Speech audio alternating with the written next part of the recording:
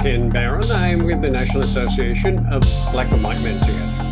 Today I want to talk about MAGA, America politicians and their strategy.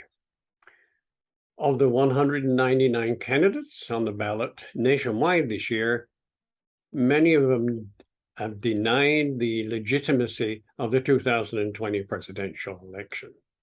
An additional 62 candidates have raised doubts about the legitimacy of that same election. And 118 candidates didn't even answer the question. There are pro-insurrectionist candidates in Arizona, Michigan, and Pennsylvania. These are key presidential swing states, and so-called activists are targeting election officials across the country with harassment and threats of violence. The so-called Honest Election Project has filed Supreme Court brief arguing state legislatures are not constrained by state constitutions protecting voters' rights when they regulate federal elections. Really, come on. That same court killed Roe and gave states the right to constrain abortion. The strategy is to create a path by which MAGA state lawmakers can toss out results they don't like. Here is the conundrum.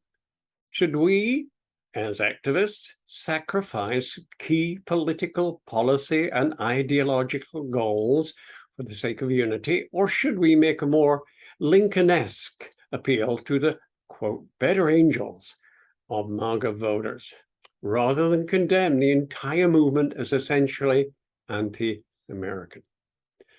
No, this will outrage and demoralize progressive voters at a moment when they stand to have a meaningful chance of holding their majorities in Congress. The simple truth is that we need to win election.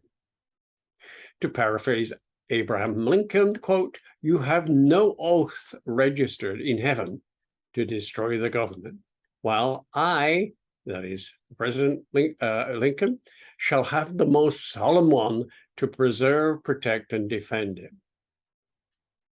The MAGA voters are not opposed to voting an elected office. They are opposed to more equitable distribution of wealth and status, which makes a robust democracy possible. They are opposed to anything that might undermine the domination over others of people like themselves. But here at the NABWMT, we have fought hard. The struggle for democracy is the struggle for human equality and the struggle for a fairer economy. It is the struggle for the rights of workers and the dignity of labor. And if the enemies of democracy are fighting their war on every possible front, its defenders should do the same. Please help get out the vote and fight for our values. You can text, you can phone, and you can write to support freedom, and we can help you. If you email us, nabwmt@nabwmt.org. Also on our platforms, you can like, you can subscribe, and you can tell us what you feel and comment. Thank you for listening. Again, this is Ken Barron. I'm with the National Association of Black and White Men Together. We'll talk soon.